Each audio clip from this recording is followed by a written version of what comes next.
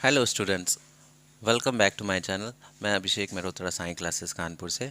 आज हम लोग इंटीग्रेशन का एक नया फॉर्मेट सीखने जा रहे हैं जो आपके स्क्रीन पे दिख रहा होगा कि integration 1/√a² minus x square. Basically इसकी वैल्यू सॉल्व करने पे आनी चाहिए साइन इनवर्स x/a। यानी याद रहे, इसमें एक ट्रिक है कि नीचे अंडर रूट के अंदर सबसे पहले a आना चाहिए, फिर x आना चाहिए। पहले a का स्क्वायर होना चाहिए, फिर माइनस लगा के x का स्क्वायर होना चाहिए। कभी भी इसको x² माइनस a² की तरह ट्रीट ना करें, ठीक है। तो जब हमने इस तरह के सवाल को ऐसा ऐसा लिखा, इस फॉर्मेट को, इस पे बेस्ड एक क्वेश्चन करते हैं कि सवाल लिखा हुआ है कि integration dx upon 16 minus 9x² और 16 माइनस 9x² का क्या लिखा हुआ है, अंडर रूट, ठीक है। तो अब इस तरह के सवाल को आपको कैसे करना है, इसको करने के लिए सबसे पहले हमें इसकी शक्ल इसके जैसी बनानी पड़ेगी। तो इसके जैसी बनाने के लिए आप देखें कुछ खास चीज़ें, जैसे आपको दिखना चाहिए कि a² यहाँ पे किसके बराबर है, 16 के बराबर। तो यहाँ से आप क्लियरली लिखिए कि a² आपको किसके बराबर दिखना चाहिए, 16 के बराबर। इससे हमें ये पता चलता है कि a की वैल्यू 4 होनी चाहिए। अगर हम रूट ले लें दोनों तरफ तो a की वैल्यू कितनी आ जाएगी, 4। सिमिलरली यहाँ पे तो लिखा है x², लेकिन यहाँ कितने x² लिखा है, 9x²। तो इसका मतलब ये x² 9x² के बराबर दिखना चाहिए। यानी इस 9x² को हमें x² के जैसा बनाने के लिए हमें इसको क्या लिखना पड़ेगा, ये क्वेश्चन जो था i के बराबर था, तो हम लिखेंगे i equals to dx upon under root 16 किसका स्क्वायर होता है, 4 का स्क्वायर होता है। इसीलिए देखिए a की वैल्यू 4 आई और 4 का स्क्वायर करेंगे तो वापस कितना बन जाएगा, 16 बन जाएगा। तो यहाँ लिखेंगे हम 4 का स्क्वायर माइनस 9 को लिख सकते हैं 3 का स्क्वायर और x², तो ये हो जाएगा 3x का होल स्क्वायर, 3x का होल स्क्वायर। ये चीज़ 4 का स्क्वायर माइनस 3x का होल स्क्वायर इतना दिख रहा है। यहाँ पे a जो है 4 है और ये 3x जो है हमारा x के जैसा दिख रहा है। तो इसकी वैल्यू होनी क्या चाहिए, इसकी वैल्यू होनी चाहिए sine inverse x upon a। अब आपने x को माना क्या है, यहाँ x को क्या माना है आपने, देखिए यहाँ पे ये वाला पोर्शन जो x है, ये यहाँ पे कितना दिख रहा है, 3x दिख रहा है। तो यहाँ पे फॉर्मूले में जो आंसर आता है x अपॉन ए आता है ना, इसका आंसर x अपॉन ए आता है। तो आप यहाँ पे 3x लिखेंगे, 3x अपॉन ए की वैल्यू कितनी है, a की वैल्यू 4 है, तो a की वैल्यू 4 लिखेंगे। तो साइन इनवर्स 3x अपॉन 4 साथ में 1/3, 3x का कितना हो जाएगा, 1/3। जब भी कभी x की जगह 9x² हो, कुछ भी हो, तो आपने देखा ना इसको आपने क्या छोटा करके क्या लिखा, 3x का स्क्वायर लिखा।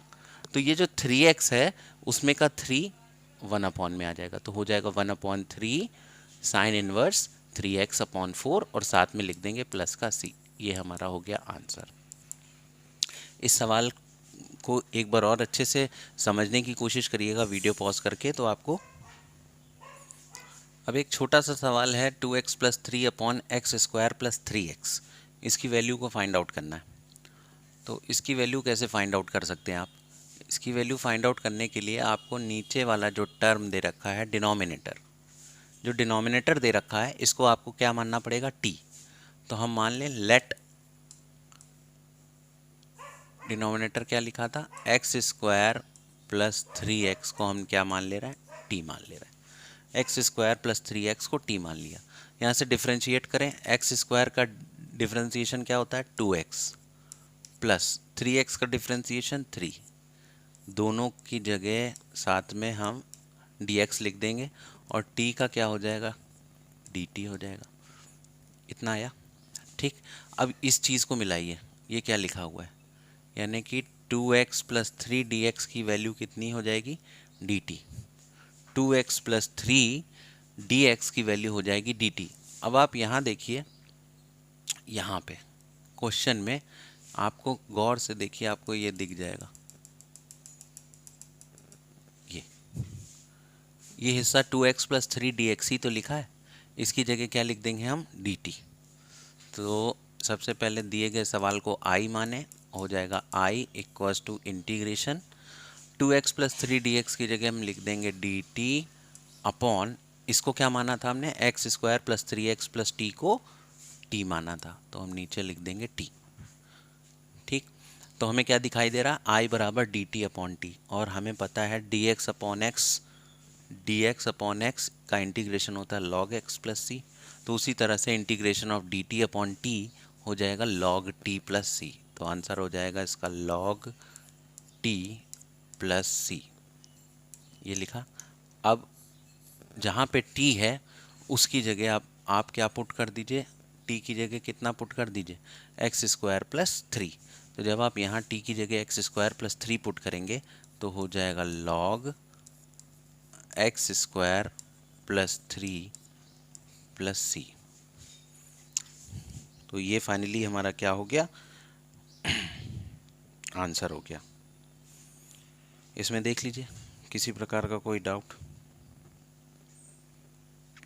एक्स स्क्वायर प्लस 3 नहीं था, 3x था, तो यहाँ पे 3 की जगह हम लिखेंगे x square plus 3x plus C, ये हमारा आंसर। ठीक है, आ गया समझ में। उसी तरह से अब दूसरा क्वेश्चन करते हैं हम लोग। दूसरा क्वेश्चन कह रहा है कि अगर आपको 2x minus 1 upon 2x plus 3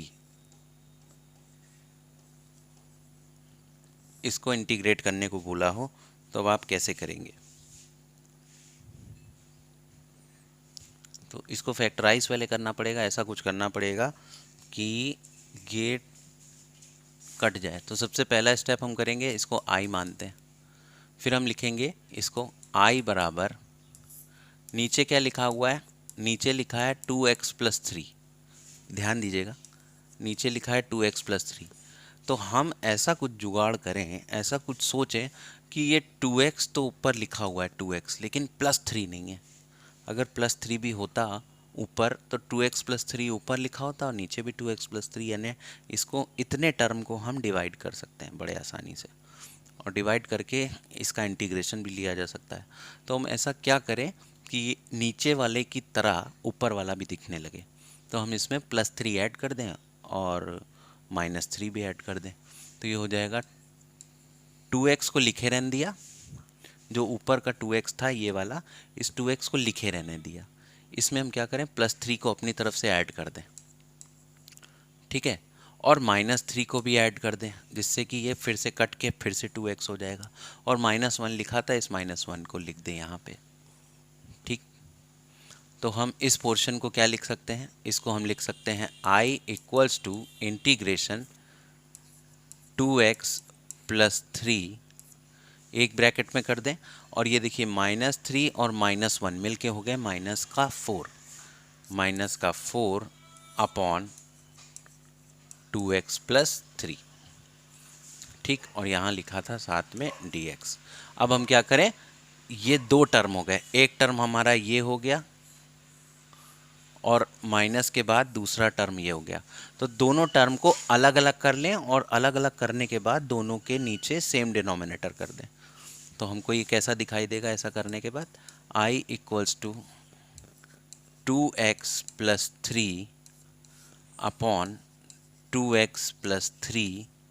देखिए ये term 2x plus 3 divided by 2x plus 3, ठीक, इसका dx, और फिर माइनस 4 अलग कर दिया, माइनस 4 अपॉन 2x प्लस 3 इसका dx। ये चीज़ देखिए 2x प्लस 3 को यहाँ लिखा और माइनस 4 को यहाँ लिखा, और दोनों के नीचे 2x प्लस 3 कर दिया। इतनी बात समझ में आई।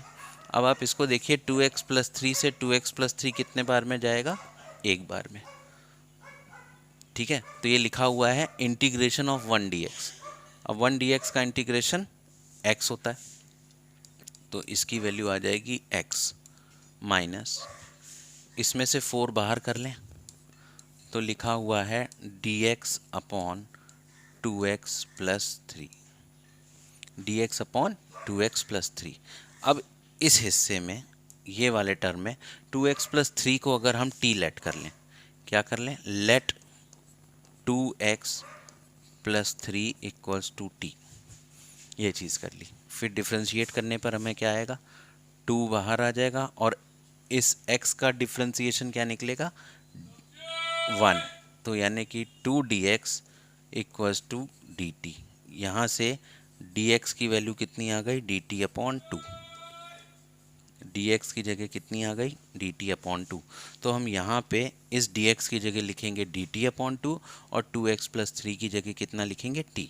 तो यहाँ पे नई लाइन में हम लोग लिखते हैं इसको, ये लिखा है x माइनस का 4 इंटीग्रेशन ऑफ dx की जगह, इस dx की जगह कितना लिखने जा रहे हैं, dt अपॉन 2। तो यहाँ लिखेंगे dt और डिवाइडेड बाय 2, ठीक है, dt डिवाइडेड बाय 2 अपॉन नीचे वाले डिनोमिनेटर को क्या माना था हमने, t माना था। देखिए इसको क्या माना था, t माना था 2x प्लस 3 को, तो यहाँ पे t लिख देंगे। तो ये हो जाएगा x माइनस, इस 4 से, इस 2 से 4 गया 2 टाइम्स, तो हो जाएगा माइनस का 2 integration of dt upon t। ये लिखा है x, ये सब i इक्वल्स टू चल रहे हैं, ठीक है, i इक्वल्स टू ये, तो i equals to x minus 2। और अभी हम लोग ने पीछे पढ़ा था कि integration of 1 upon T D T की वैल्यू होती है log t। तो हम यहाँ पे लिख देंगे माइनस का 2 log t। तो यहाँ पे लिखेंगे log t। अब इंटीग्रेट हो गया फाइनली, तो हम इसके साथ कांस्टेंट c लगा सकते हैं। फिर क्या करेंगे, ये जो t लिखा है इसकी वैल्यू पुट कर देंगे। t की वैल्यू कितनी थी, 2x प्लस 3। यहाँ पे देखिए t की वैल्यू कितनी थी, 2x प्लस 3। वापस यहाँ t की जगह पुट करेंगे तो हो जाएगा i equals to x minus 2 log 2x plus 3 plus c। ये हमारा क्या आ गया, आंसर आ गया, ठीक है। और एक आइडेंटिटी और होती है लॉग की, कि लॉग 2 log a का मतलब होता है, 2 टाइम्स log a का मतलब होता है ये 2 इस a के ऊपर स्क्वायर में पहुंच जाएगा।